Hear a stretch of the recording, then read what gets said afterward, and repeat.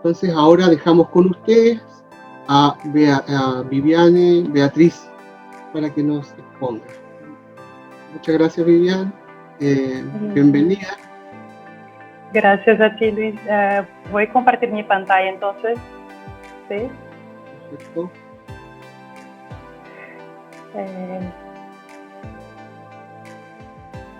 ¿Ahí se ve? Sí, se ve.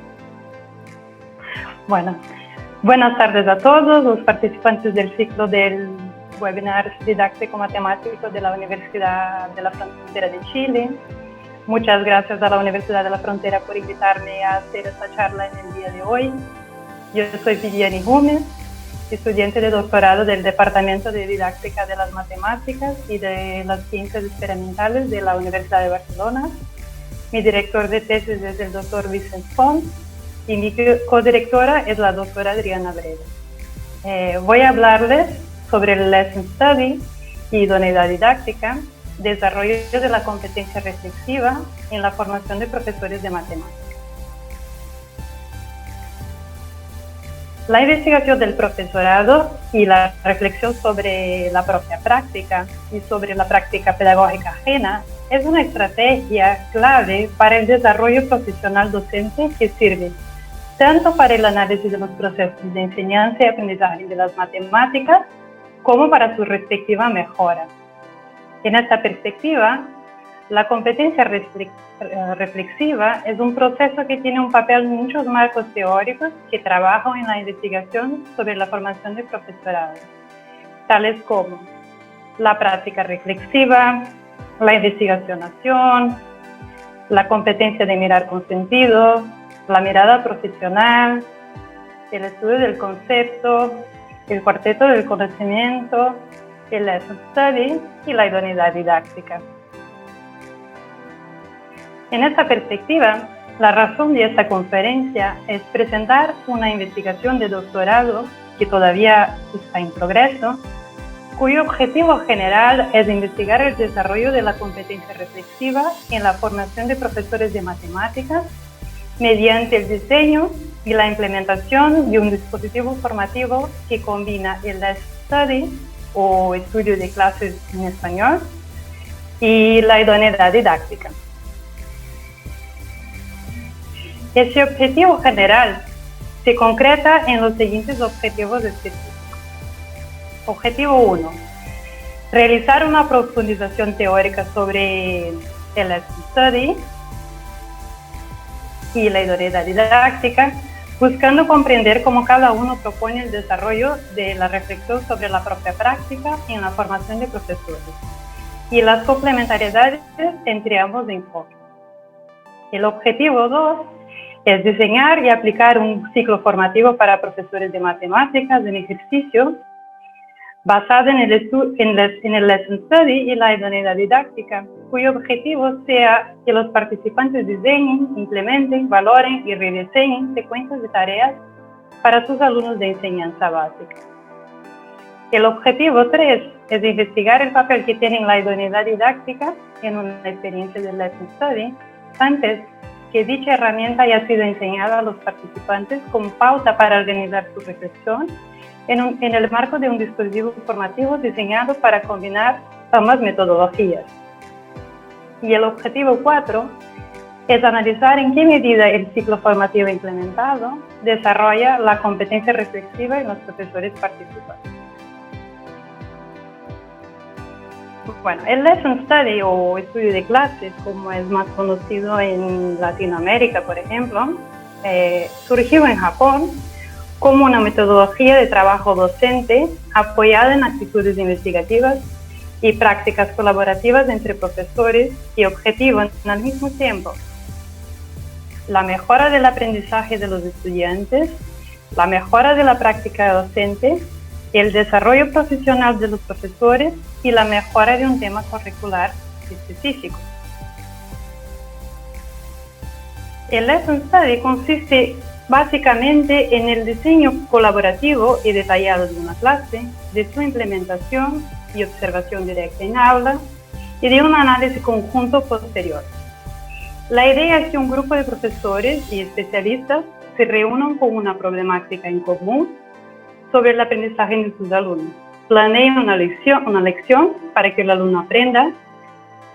Y por último, examinen y discutan lo que ellos observen en dicha implementación. A través de múltiples interacciones de este proceso, los profesores tienen muchas oportunidades para discutir el aprendizaje de los alumnos y cómo la enseñanza incide sobre dicho aprendizaje. Según investigadores internacionales, existen diferentes modelos de ciclos de Lesson Study. Un ciclo en Japón, por ejemplo, considera las siguientes etapas. Etapa 1, el estudio del currículo y establecimiento de metas. Etapa 2, la planificación de la clase. Etapa 3, la realización y observación de la clase. Y la etapa 4, la reflexión conjunta sobre los datos registrados y el rediseño. Para cada etapa del ciclo existen algunos criterios que deben ser considerados para que se lleve a cabo el desarrollo de un ciclo completo de Lesson Study.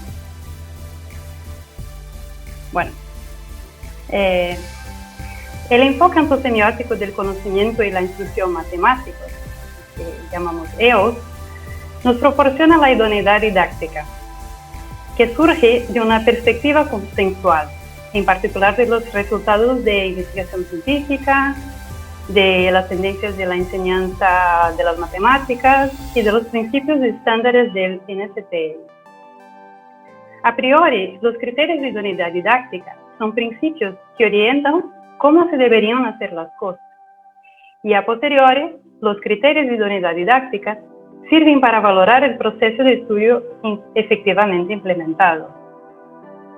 Los CI, o criterios de idoneidad, se organizan en 6 dimensiones, donde cada una de esas dimensiones se descompone en componentes e indicadores. Ese desglose de los criterios de idoneidad en componentes e indicadores posibilita la operatividad del uso de cada una de esas dimensiones. Cuando hacemos un proceso de instrucción matemática, sea el diseño, la implementación, la reflexión, o el rediseño de un tema matemático o de una secuencia de tareas, por ejemplo, tenemos que enseñar la matemática relacionada a este tema. Lo que debemos tener en cuenta es preguntarnos si la matemática que se está enseñando es adecuada. Este principio corresponde a la idoneidad matemática del proceso de instrucción, la idoneidad epistémica, que nos dice que hacer unas matemáticas adecuadas es hacerlas isentas de errores matemáticos por parte de los profesores, que tenga un mínimo de ambigüedad en las explicaciones, que sea rica en procesos matemáticos como conjecturación, formulación de hipótesis, resolución de problemas, modelización matemática, y que englobe una muestra representativa del objeto matemático que se quiere enseñar. Por ejemplo, al enseñar el objeto matemático teorema de Pitágoras, es importante trabajar el teorema de Pitágoras como una relación entre áreas de cuadrados construidos en los lados del triángulo rectángulo, o también una relación entre las longitudes de los lados del triángulo rectángulo, o aún una relación entre ternas de números, o también una representación de los números irracionales, etc. Y dentro de cada significado, sus diferentes representaciones, diferentes procedimientos. Ahora bien, enseñar unas matemáticas adecuadas no es suficiente. Es necesario que los alumnos la aprendan, por eso hay un otro principio de la idoneidad didáctica que llamamos idoneidad cognitiva. Esa, por su vez, se preocupa, por ejemplo, en tener en cuenta los conocimientos previos de los estudiantes, las adaptaciones a las diferencias individuales y una evaluación formativa. Ahora, supongamos que se enseña unas matemáticas adecuadas, que los alumnos la aprendan. La pregunta que surge es, ¿esa matemática aprendida es útil o tiene significado para el estudiante? Considerando que el estudiante es un sujeto vinculado a un cierto contexto, este principio es lo que la idoneidad didáctica llama de idoneidad ecológica, ya que se preocupa en considerar que las matemáticas enseñadas y aprendidas están de acuerdo con el entorno, sea el social, laboral o curricular del alumno. Además de eso, es necesario que haya un contrato didáctico entre los sujetos participantes del proceso de inclusión, enseñanza y aprendizaje. Es decir, de qué forma se hará la gestión para que se tenga el aprendizado adecuado. Esta pregunta está relacionada con el principio de interacción. Este principio engloba todo lo que se trata de la interacción entre los estudiantes, la interacción profesor-alumno, en cómo se resuelven los conflictos de significados en dichas interacciones. Toda gestión está directamente relacionada con otro principio, que son los recursos que se van a utilizar para gestionar este proceso. A este principio llamamos idoneidad mediacional, que corresponde a los recursos técnicos, los materiales, las tecnologías digitales, las condiciones del aula, el tiempo y la gestión del mismo. En el contexto actual de pandemia que estamos viviendo, por ejemplo, el recurso tecnológico se ha tornado la opción para seguir con los procesos de enseñanza y aprendizaje, y todo ese panorama nos obliga a pensar en los tiempos, las condiciones del aula, es decir, número de alumnos y todo el proceso interactivo que está involucrado. Enseñar matemática adecuada, que los alumnos la aprendan, que sea útil, una gestión adecuada, con los recursos adecuados, tampoco es suficiente si los alumnos desarrollan un rechazo por la disciplina. Por lo tanto, es importante que los alumnos se impliquen en esa actividad propuesta.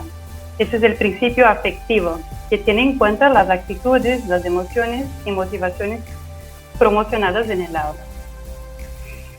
Los criterios de idoneidad didáctica son una herramienta que permite la reflexión del profesor sobre su práctica y posibilita guiar su mejora en determinado contexto. Podemos asumir entonces que un proceso de enseñanza y aprendizaje es idóneo cuando hay un cierto equilibrio entre los diferentes criterios parciales. Sin embargo, los criterios de idoneidad, normas que son principios, pueden entrar en conflicto con el contexto en el cual trabaja el profesor. Por eso la figura de un hexágono regular. El hexágono regular sería una situación ideal. Y dentro del hexágono regular hay un hexágono irregular, pues en el uso de los criterios de idoneidad por un profesor en un determinado contexto, algunos criterios tienen un mayor peso que otros. Bueno, voy a hablar un poco de lo que hemos investigado sobre las complementariedades entre el Lesson Study y los criterios de idoneidad didáctica. Hicimos una búsqueda de investigaciones y experiencias de capacitación llevadas a cabo dentro del alcance del Lesson Study y de la idoneidad didáctica, para identificar algunas de las complementariedades entre ambos. Por un lado, en las fases iniciales de los cursos de formación que enseñan la idoneidad didáctica, los participantes formulan y usan implícitamente algunos indicadores y componentes de los criterios de idoneidad. Esta suposición ha funcionado como una regularidad en los diversos experimentos llevados a cabo. Por otra parte, en los ciclos de Lesson Study existe un consenso implícito entre el profesor que desarrolla la clase y los demás participantes sobre aspectos que se valoran positivamente, que pueden ser reinterpretados en términos de indicadores y componentes de los criterios de idoneidad didáctica.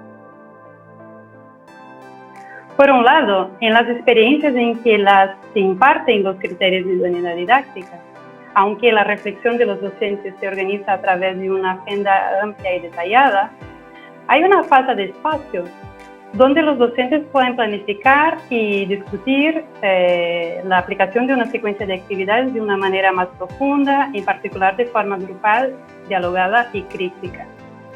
Y por otra parte, en el Lesson Study hay etapas de reflexión muy amplias que están orientadas a la mejora del proceso de enseñanza y aprendizaje de las matemáticas. Por lo tanto, es de esperar que los participantes utilicen implícitamente muchos de los indicadores y componentes de los criterios de idoneidad para realizar evaluaciones positivas de algunos aspectos de la experiencia, a cual da pie a una ampliación del Lesson Study como un ciclo formativo que introduzca los indicadores y componentes de los criterios de idoneidad. Entonces, después de hacer este análisis de las complementariedades, desarrollamos y diseñamos un curso de capacitación docente que combina el Lesson Study y la idoneidad didáctica. El curso fue dividido en una fase 0, que era una introducción, donde los participantes se presentó el curso y hicimos una introducción al Lesson Study. Una fase 1, que era estudio e implementación de ciclos de Lesson Study completos, considerando todas las etapas del desarrollo, es decir, elegir un tema, establecer objetivos y metas, diseñar una clase, implementarla, observarla, reflexionar sobre ella y hacer un análisis de esta clase. En una fase 2, hicimos la enseñanza de los criterios de idoneidad como una herramienta para organizar la reflexión de los profesores. En una fase 3, hicimos un análisis de la clase implementada en uno de los ciclos de Lesson Study, utilizando ahora los criterios de idoneidad didáctica. Y ahí hicimos un rediseño de la clase ampliada. Ampliamos la clase para una unidad didáctica. Y en una fase 4, hicimos un cuestionario final sobre el curso y una entrevista con la profesora de la clase rediseñada. Y el total del curso fueron 40 horas, una certificación de 40 horas.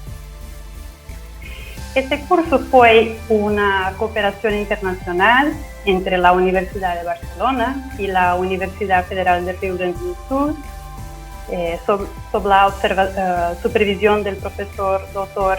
Rodrigo Sichoque da Silva, en esta universidad ubicada en el sur de Brasil.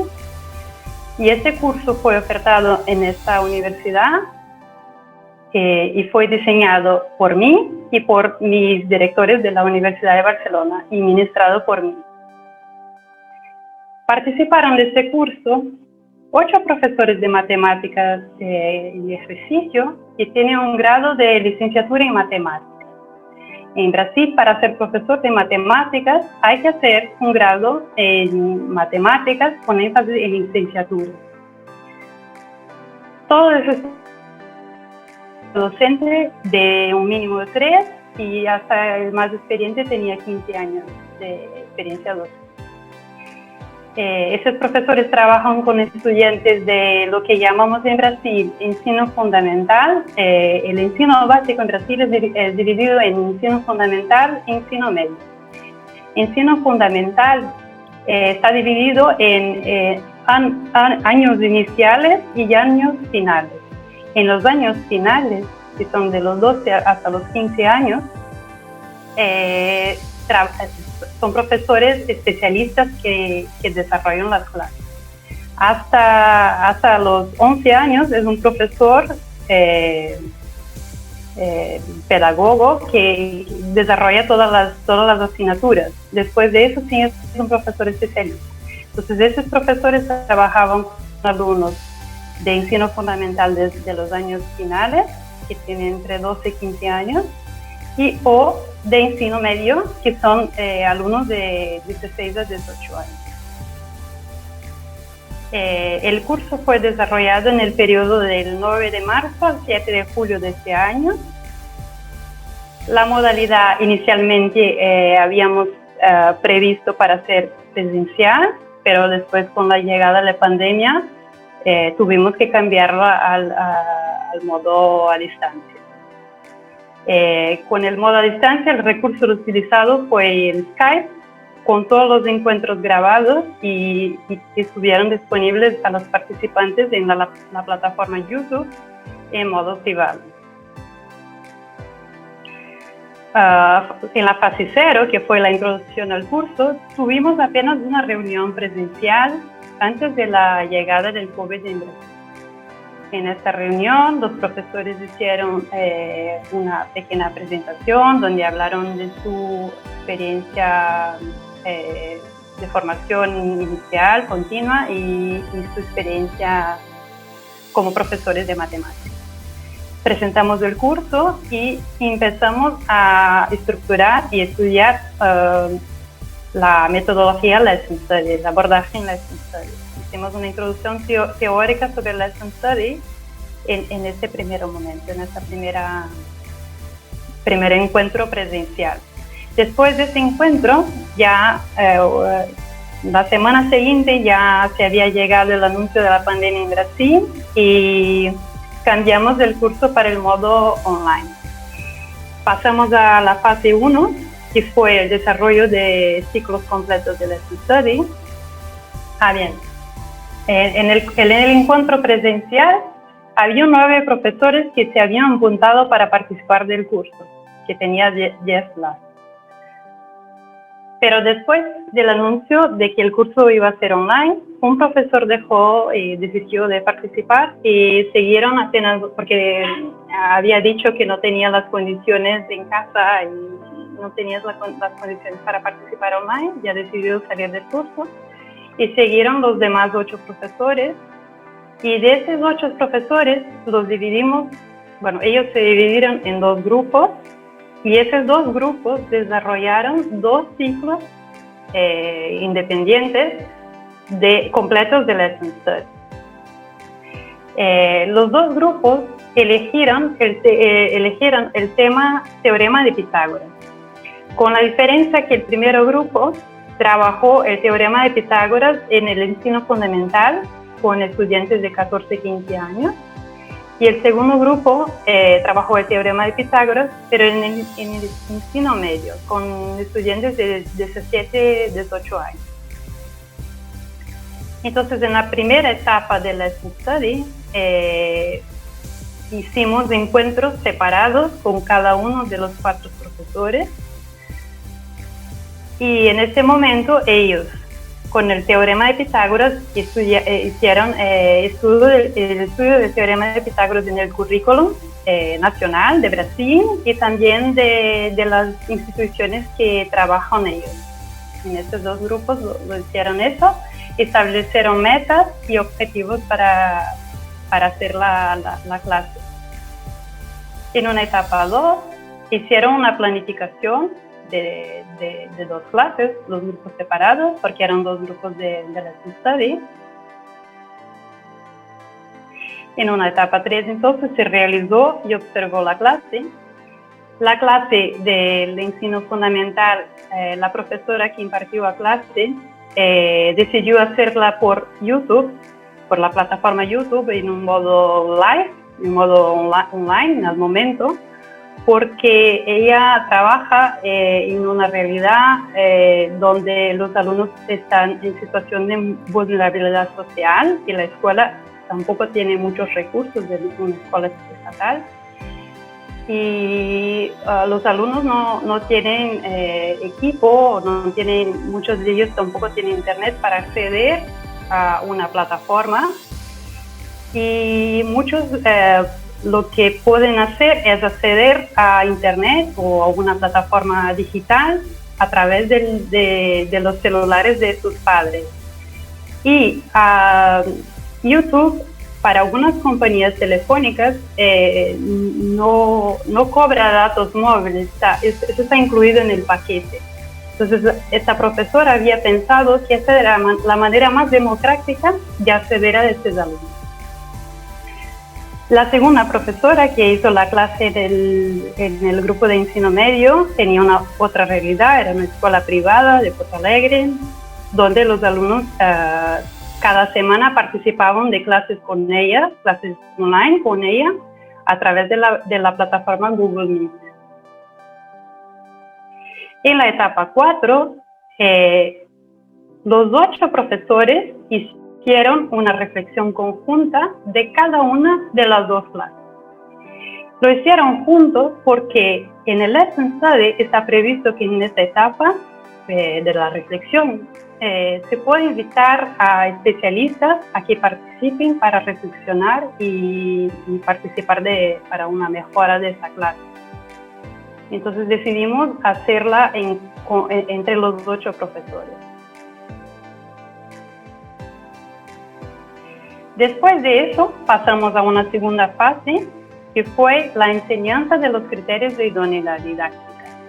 Y esta fase estuvo dividida en 4 sesiones del curso. Cada sesión tenía 2 horas y media de duración.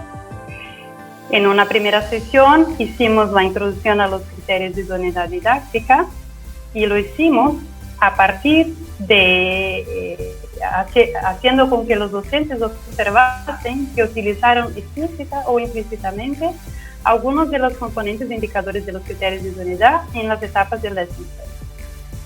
En la segunda sesión de esta fase trabajamos la idoneidad epistémica, en la tercera la idoneidad cognitiva y en la cuarta la idoneidad interaccional, mediacional, afectiva y ecológica. Entonces, en esta primera sesión de esta fase 2 de enseñanza de los criterios de idoneidad didáctica, a través de comentarios, trozos de comentarios que los profesores habían hecho en las etapas del Lesson Study, destacamos evidencias implícitas del uso de los criterios de idoneidad didáctica. Entonces, por ejemplo, aquí tengo una evidencia en que uno de los profesores comenta que hace una conexión entre matemáticas, que tiene que ver con el criterio de idoneidad epistémico. Habla aquí de la conexión que hay entre el teorema de Pitágoras y los números irracionales. Después también aquí destaco una evidencia que ellos están hablando de los tipos de representaciones que se puede hacer del teorema de Pitágoras. En este caso hablan de la representación geométrica a través de áreas de cuadrados construidos en los lados del triángulo rectángulo. También una otra evidencia que destaco aquí es que ellos hablan de la importancia de observar el horario y las condiciones del aula. Entonces fuimos haciendo una sesión donde fuimos enseñando cada una de esas evidencias que demuestran el uso implícito de los criterios de idoneidad didáctica, y a partir de eso introducimos los criterios. Después de una sesión donde trabajamos la idoneidad epistémica y ahí explicamos cada uno de los componentes, de los descriptores de toda la idoneidad epistémica. Entonces hablamos de los componentes errores, las ambigüedades, la riqueza de procesos, la representatividad, y después fuimos trabajando cada descriptor relacionado con cada componente en una sesión solo de idoneidad epistémica. Después hicimos una sesión de idoneidad cognitiva, donde también trabajamos cada uno de los componentes, conocimientos previos, adaptación curricular a las diferencias individuales, aprendizaje, alta demanda cognitiva y cada descriptor relacionado a cada uno de sus componentes. Y en una cuarta sesión trabajamos las demás idoneidades: ecológica, mediacional, interaccional y afectiva, y trabajamos cada uno de los componentes y los descriptores de esos criterios de idoneidad. Después de eso, pasamos a una fase 3 del curso, donde hicimos reflexión de la clase con los criterios de idoneidad didáctica. Por cuestiones de tiempo, hemos elegido hacer apenas la reflexión de la clase con los criterios de idoneidad del grupo que había desarrollado la enseñanza del teorema de Pitágoras en el ensino fundamental. Por cuestión de tiempo, porque no nos dio tiempo en el curso hacer la reflexión de los dos, porque nos retrasamos con la cuestión de cambiar el curso del modo presencial hasta que fuera a distancia. Nos tomó un tiempo también para averiguar toda la cuestión burocrática con la universidad, y por eso no hemos tenido tiempo de hacer la reflexión de los dos grupos. Apenas hicimos en el grupo del ensino fundamental, y también elegimos hacer en porque era la primera vez que los alumnos estaban estudiando el teorema de Pitágoras, era una introducción al teorema de Pitágoras. El otro grupo hacía como una aplicación del teorema de Pitágoras a problemas de geometría. En esta fase, primero, cada profesor realizó una reflexión individual desde la perspectiva de una de las dimensiones de la idoneidad didáctica. Es decir, cada uno eligió una de las dimensiones de la idoneidad didáctica y hizo una reflexión de la clase individual y después presentó al grupo esta reflexión y ahí discutimos desde el punto de vista de cada una de esas dimensiones. Después, los profesores, nosotros consideramos las notas destacadas en la reflexión del grupo sin los criterios de idoneidad didáctica, la reflexión que había sido hecha antes de la enseñanza de los criterios. Y ahí hicimos unas sugerencias para rediseñar la clase considerando esta reflexión individual y discusión en el grupo y las notas destacadas en la reflexión sin los criterios. Después de eso presentamos un análisis de la clase con los criterios realizados por especialistas y hicimos al final sugerencias para rediseñar la clase considerando todo lo que se había hecho. Las sugerencias que se había hecho en 1 y 2 y el análisis de experto con los criterios de idoneidad. Bueno, aquí los muestro un poco la estructura dinámica de la clase del ensino fundamental para entender el rediseño que voy a presentar a la idea, cómo ha quedado después del rediseño.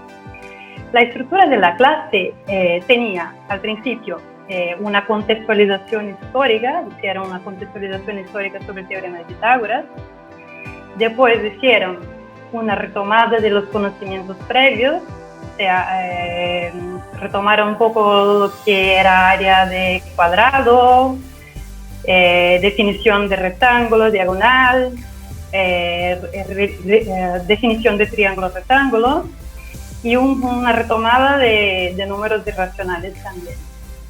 Después de eso, se hizo una secuencia de actividades donde la profesora propone, los profesores planearon eso, pero la profesora llevó a cabo 2 actividades para que los alumnos identificaran la hipotenusa de un triángulo rectángulo, 4 actividades para los alumnos identificar la hipotenusa cuando se conocen las 3 medidas de un triángulo rectángulo y algunas actividades de cálculo de longitud del triángulo rectángulo y algo un poco contextualizado.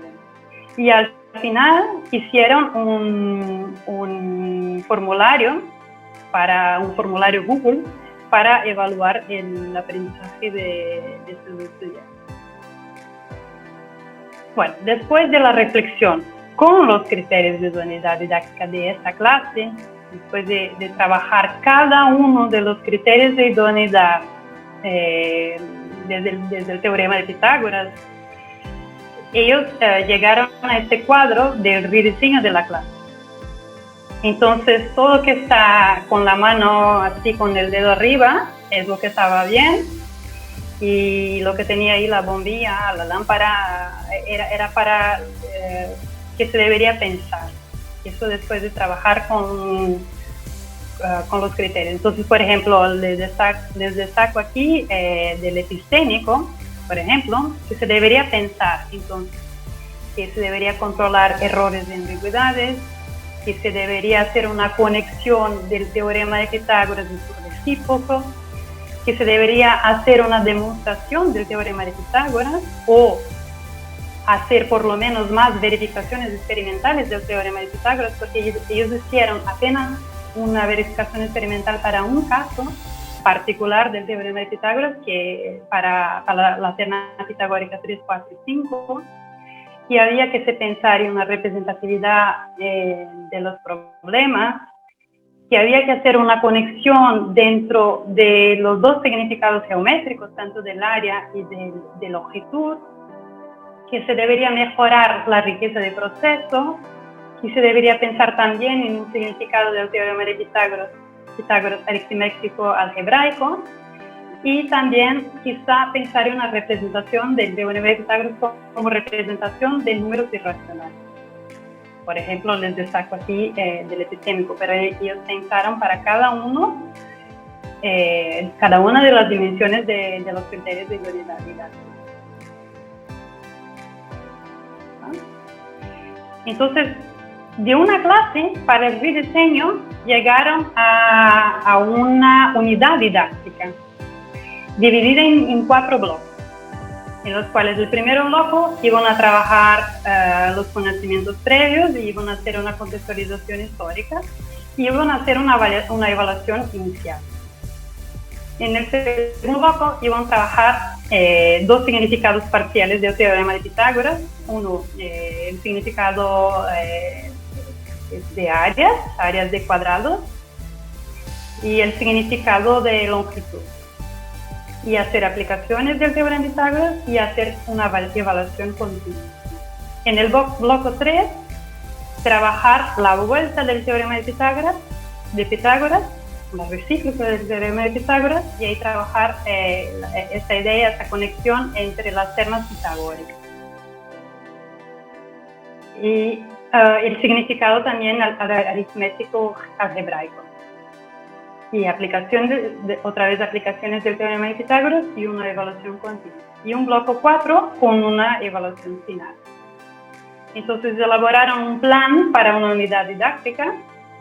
Como ya he dicho, en el primer bloque una contextualización histórica, pensar en materiales, actividades sobre conocimientos previos, tanto para evaluar los conocimientos previos que los alumnos deberían tener para comprender el teorema de Pitágoras, cuanto para después trabajar esos conocimientos previos y prepararlos para trabajar, para entender el teorema de Pitágoras. Hacer una evaluación diagnóstica inicial.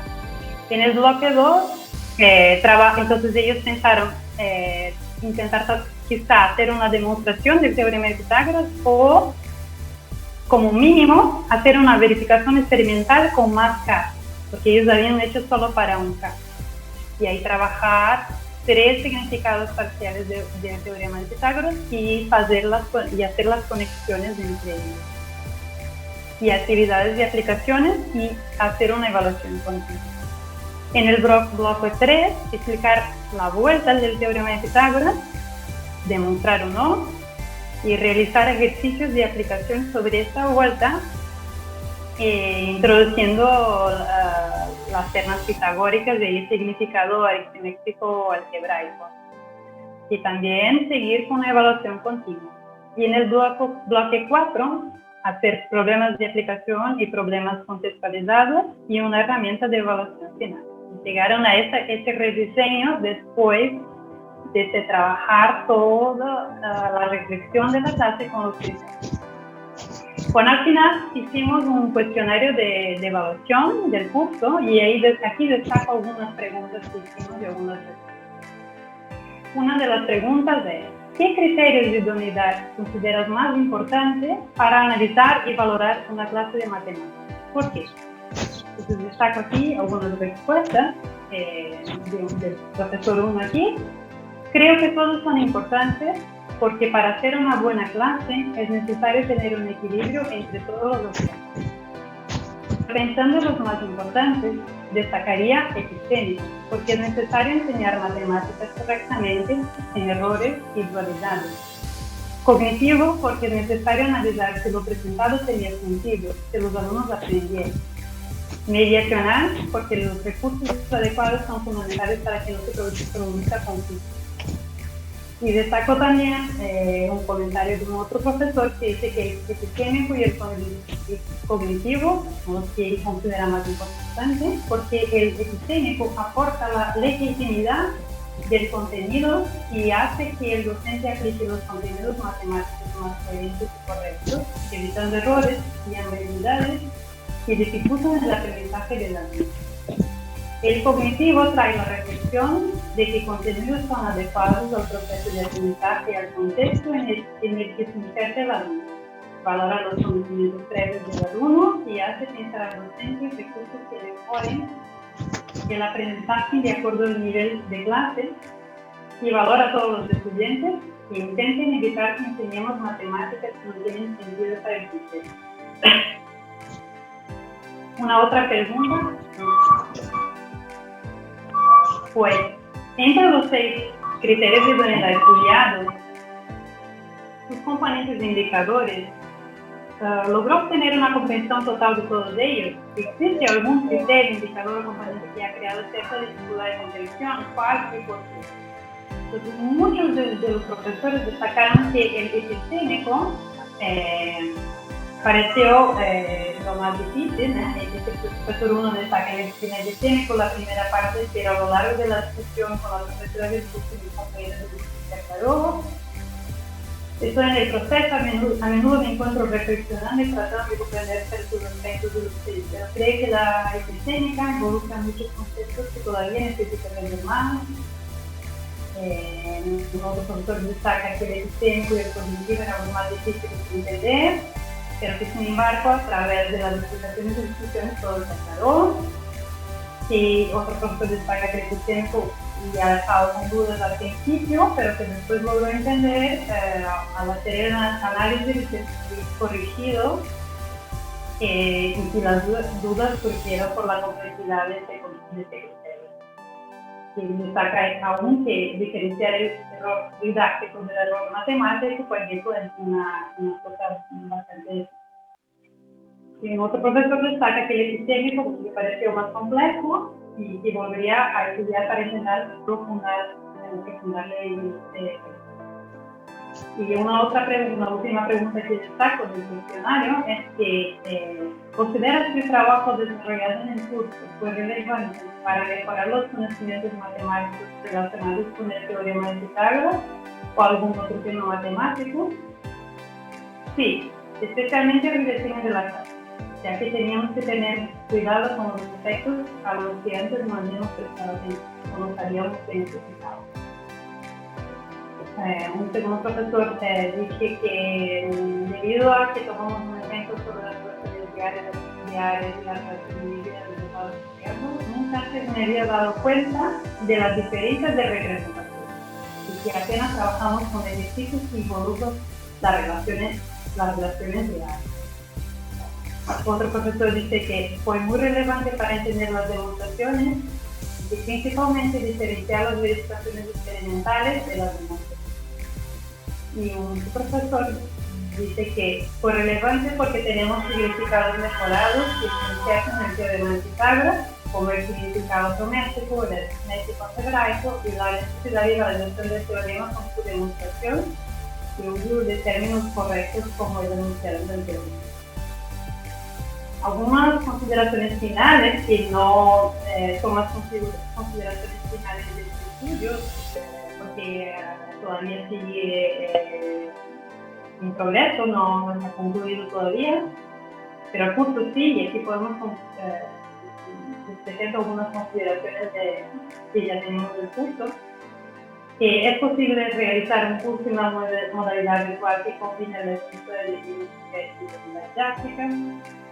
Se nota una mejora en la recepción de la clase, más profunda y detallada, desde el punto de vista de cada uno de los criterios de idoneidad, después de que realizó el proceso de inclusión de cada una de las facetas de la idoneidad. En un primer momento, al observar el análisis de la clase realizada por los profesores de la idoneidad epistémica, se observó una cierta confusión en la clasificación de los errores, ambigüedades, riqueza de procesos y una limitación de la idea de representatividad. Necesaria una segunda intervención del investigador para clarificar dichas confusiones y ampliar las limitaciones. Y luego de la segunda intervención de la idoneidad epistémica, se observó una mejora de dicha idoneidad en el rediseño de la unidad didáctica, en la cual se incorporó elementos como la demostración de teoremas, la explicación de sus recíprocos, actividades relacionadas al significado geométrico contextualizadas y ricas en Estas son las referencias de esta presentación. Los créditos de los materiales presentados en esta conferencia son míos, desde mi equipo de la Universidad de Barcelona y los profesores participantes de esta. Muchas gracias, muy obrigada, y aquí tenéis mi correo si quieren contactarme por correo.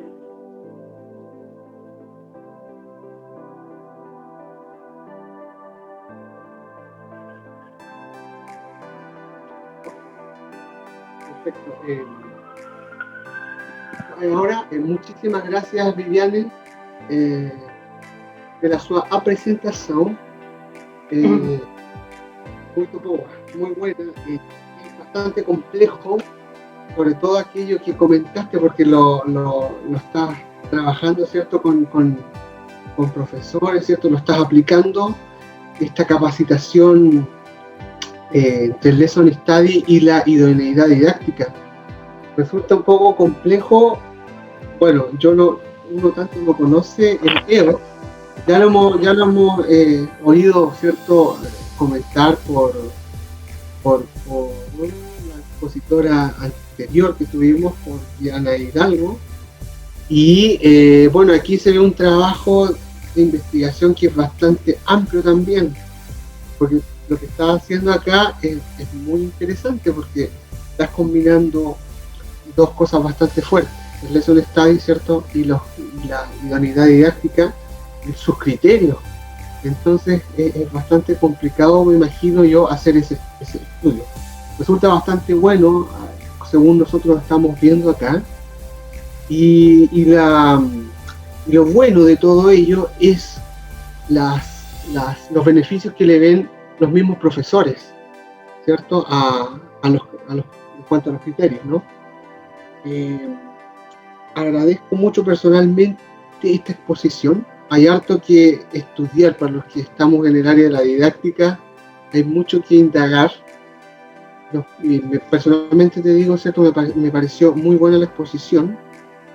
Hay cosas que me imagino yo que tenemos que estudiar más, como bien dije anteriormente. Se le da mucho énfasis también a lo social acá. El rol de la idoneidad didáctica es bastante amplio, considerando hasta los aspectos. Y ahora dejamos, como bien te dije anteriormente, muchísimas gracias, y ahora dejo a Elizabeth a ver si tiene algunas novedades con respecto a preguntas que tengan los participantes del seminario web. Sí, primero, bueno, agradecer por tu presentación. Vivian, en realidad muy completa, muy clara. También tomó las palabras de Alicia Sánchez, que tenemos aquí también dentro del Zoom.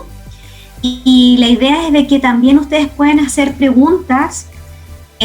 También tenemos Igor, dice excelente, muchas gracias por la invitación, saludos cordiales. Yo no sé si existe, porque aquí tenemos tanto egresados, titulados, tenemos estudiantes también de la formación de profesores, nuestros propios estudiantes de pedagogía en matemática, y la idea es de que ustedes tomen esta instancia para, si alguien tiene alguna pregunta, también puede levantar la mano, puede hablar a viva voz, y esa sería la idea, para que pudiera hacer un momento de riqueza de conocimiento. ¿Sí? Veamos si hay alguien que se atreva. Sí, bien, Matías, súper. Hola, buenas. Vivian, primero Hola, Matías. Agradecerte por tu presentación, que efectivamente es súper clara.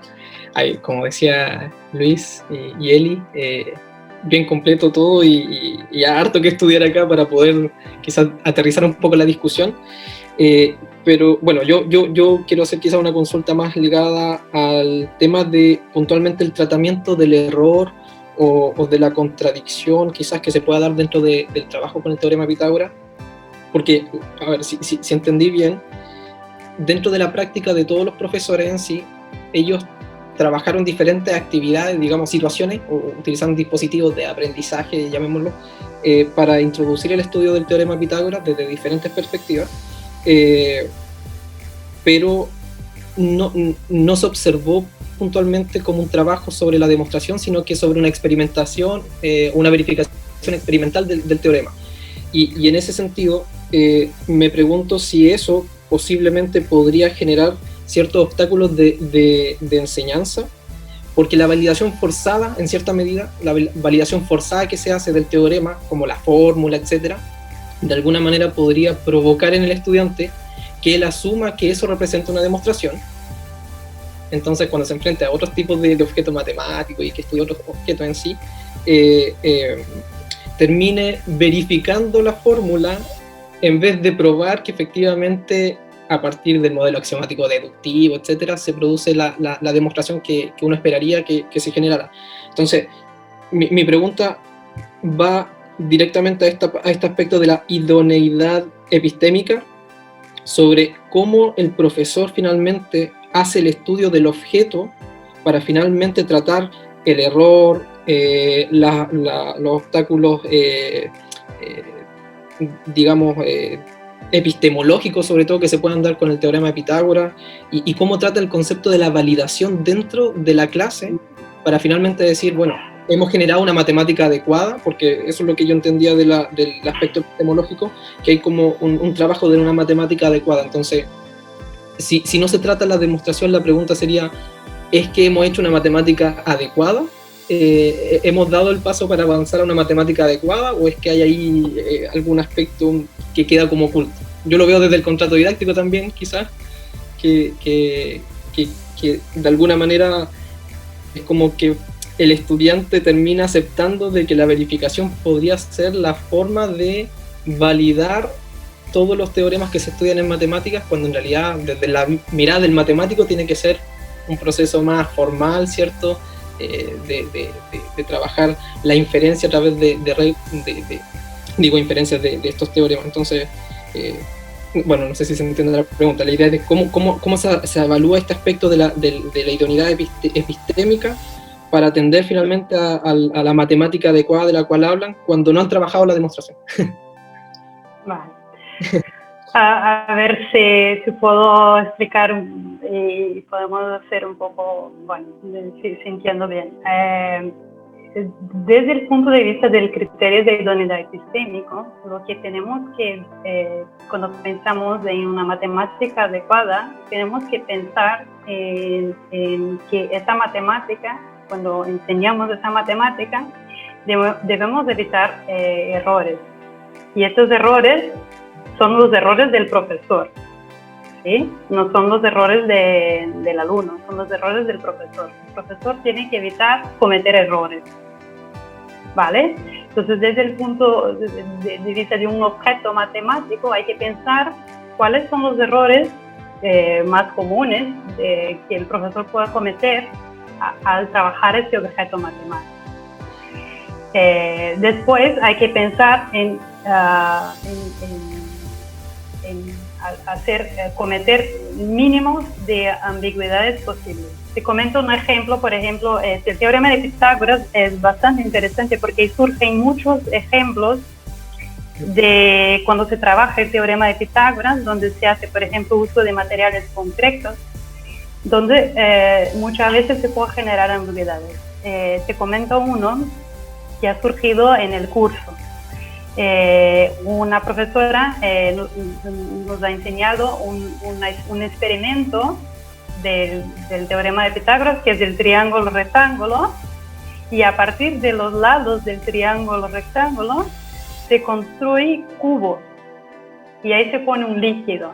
No sé si ya lo vieron este ejemplo, está en YouTube, por ejemplo, se lo ve.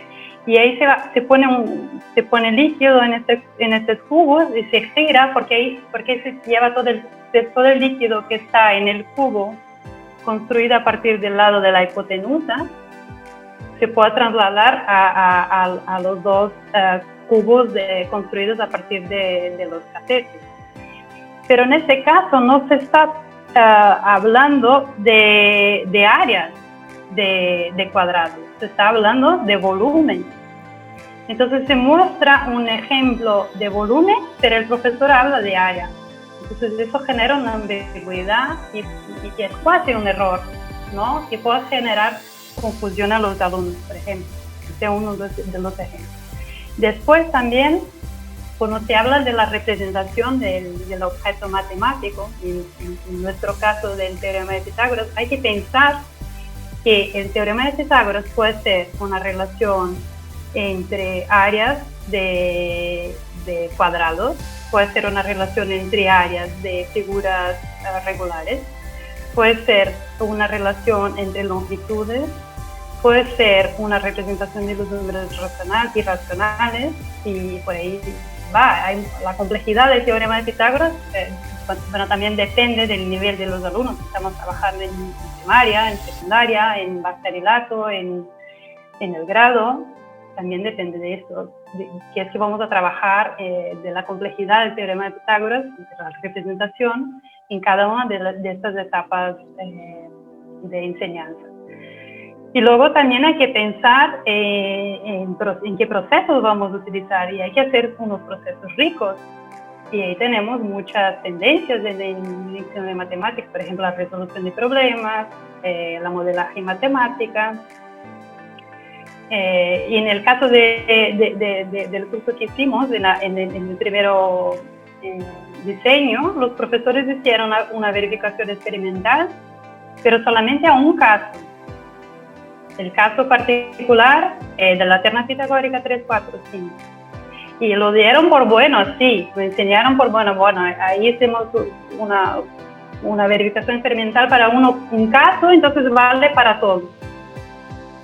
Y después, haciendo una reflexión y con el uso de los criterios, pensando en toda esa riqueza de procesos que hay que pensar, ellos llegaron a la conclusión que tenían que hacer una verificación, por lo menos una verificación experimental para más casos, o una demostración del teorema de Pitágoras, que es uno de los pocos que se puede demostrar en la escuela básica, ¿no?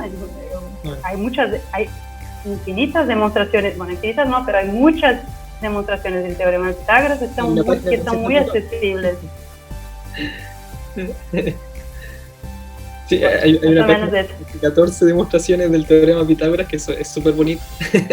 Sí, ¿no?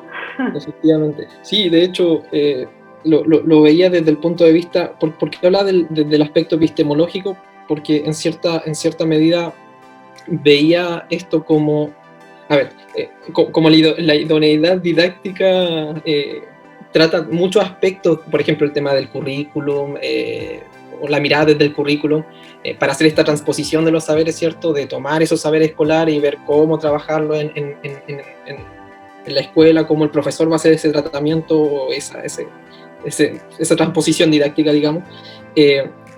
Me preguntaba, por ejemplo, porque dado que estamos hablando del teorema de Pitágoras, ¿cierto? Es súper fuerte hablar del teorema de Pitágoras, porque ya aparte con una palabra que matemáticamente es súper potente, teorema. Entonces, el currículum de alguna manera muestra cómo la evolución de ciertas competencias o niveles de transición donde el estudiante, por ejemplo, parte de ciertos procesos de verificación, etcétera, pero en algún momento el programa posiblemente menciona el aspecto de la demostración como una competencia dentro de la argumentación, la comunicación, etcétera. Por lo menos acá en Chile, si no me equivoco, está dentro de esa competencia, en la competencia de argumentar y comunicar.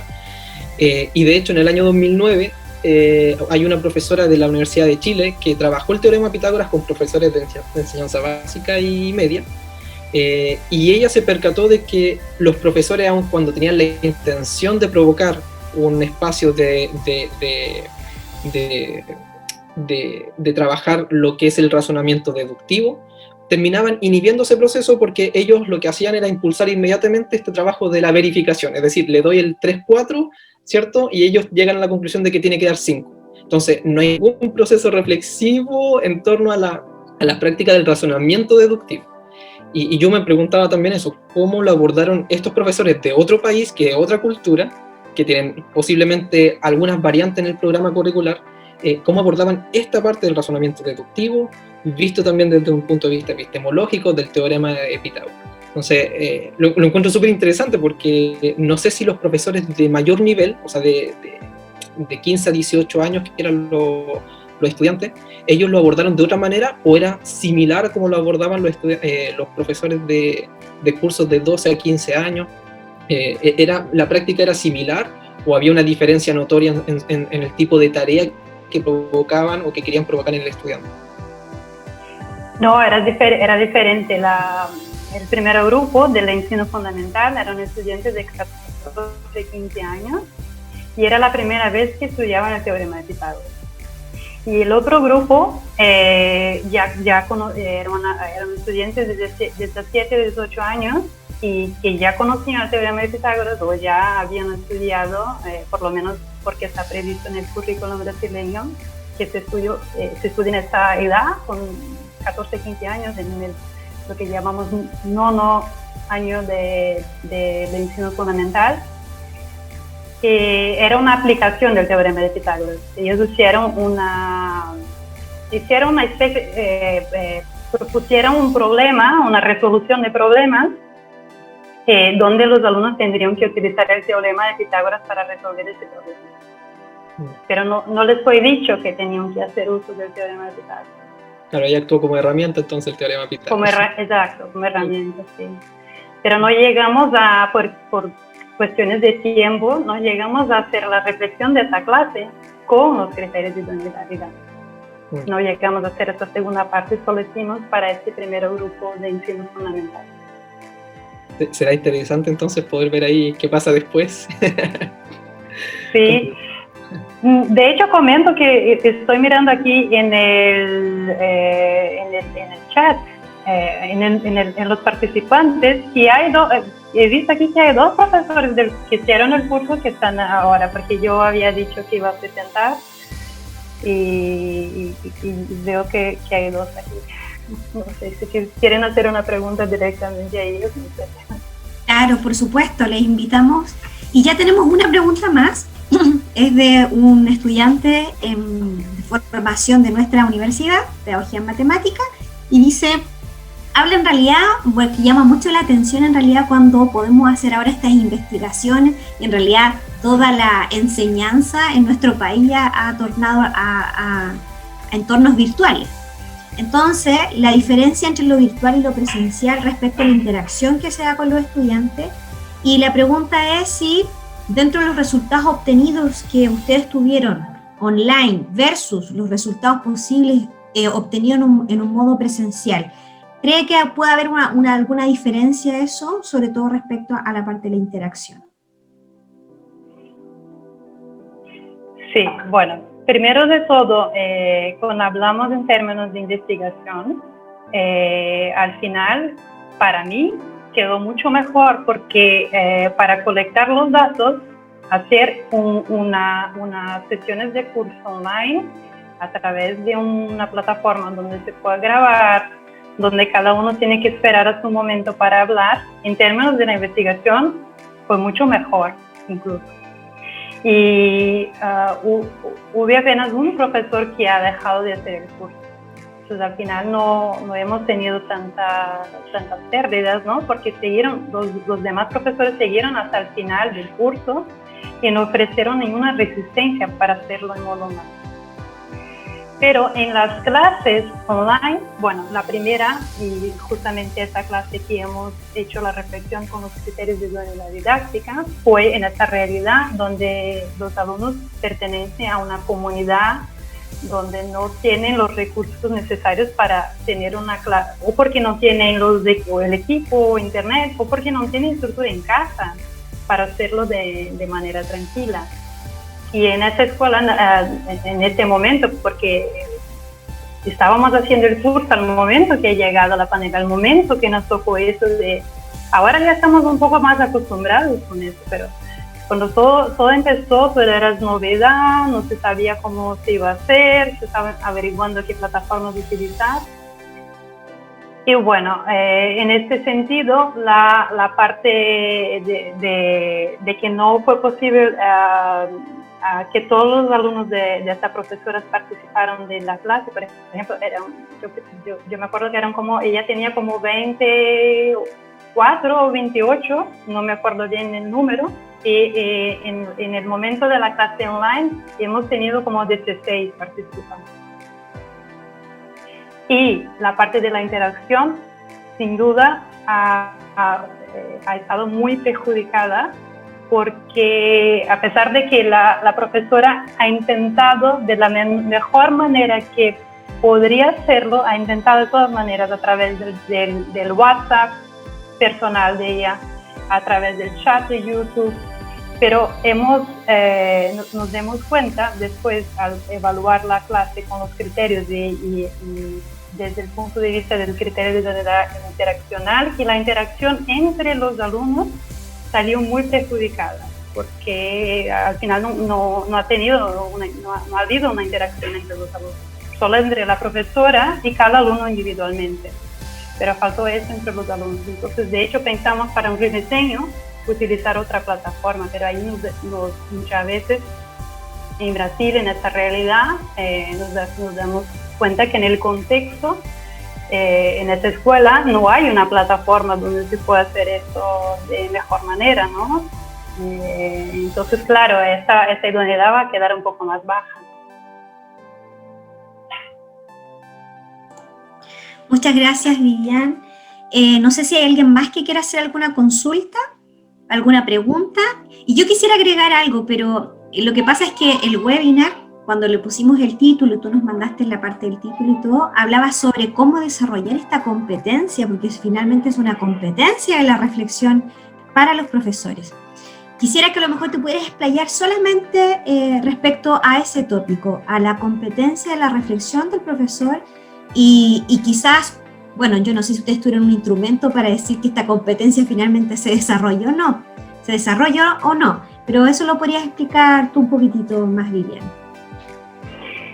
Bueno, lo que buscamos con hacer un curso que combina estos dos enfoques es justamente eso, potencializar esta parte reflexiva que ya es potente en cada uno de estos enfoques, pero que en conjunto, cuando hemos evaluado cuál es lo que falta en uno o que hay en el otro, y que cuando hacemos un curso que combina los dos enfoques, las dos metodologías, esas dos herramientas, potencializamos esta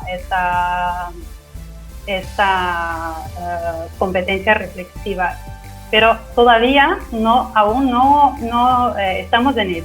Estamos analizando los datos y no hemos llegado a una conclusión ahora, no te puedo decir ahora, porque es una investigación que sigue en desarrollo y todavía no lo hemos concluido. Pero sí que ya sabemos que hacer un curso que combina estos dos enfoques potencializa esta competencia, ¿no? Y a ver ahora qué tenemos de resultados al final que vamos a tener. Claro. Muchas gracias. Vamos a estar esperando entonces esos resultados, sí, porque las prácticas que generan grandes beneficios son prácticas dignas de imitar. Y qué bueno que no solamente esté en la formación continua de profes, sino también podamos prácticas para imitar dentro de la formación inicial también de los profesores. Así que muchas gracias. Dejo a Luis para que continúe. Perfecto, muy buena discusión. Agradecemos también la pregunta de Matías, que me sigue dando vuelta ahí también y que creo que da para reflexionar aún más, pero en otro momento, porque da para muchas horas eso, porque tendríamos que abordar también culturas ahí, cómo se ve todo este asunto de la validación, procesos de prueba en Chile, en Brasil, en Francia, entonces en varios países más. Pero muy muy interesante, como decía Elizabeth también, en la formación de profesores continuos, ¿cierto? Y en la formación inicial, que concuerdo completamente con mi colega. Bueno, nos queda más que volver a dar las gracias a Viviane Hume por acompañarnos en el día de hoy, y a cada uno de los participantes, ¿cierto? Que estuvieron acá en Zoom o en Facebook Live también, y recordar que pueden volver a verlo en el Facebook de la Escuela de Pedagogía de nuestra universidad, de la Universidad de la Frontera. Muchas gracias a todos y nos estaremos viendo el 18 de diciembre con el último encuentro a cargo de la doctora Romina Menares Espinosa, académica de la Universidad de Valparaíso, quien abordará el tema Respuestas de estudiantes respuesta de estudiantes que profesores validan en matemáticas. ¿Qué podemos decir sobre resoluciones alternativas? Eso nos presentará el 18 de diciembre Romina Menares. Muchas gracias a todos, muchas gracias Viviane nuevamente, y seguiremos tal vez en contacto para alguna colaboración con nuestra universidad y la Universidad de Barcelona. Muchas gracias a todos. Muchísimas gracias por la invitación, por la oportunidad, por este espacio, y bueno, si quieres seguir la discusión también pueden escribir un correo o seguimos en contacto también, ¿sí? Perfecto. Muchas gracias.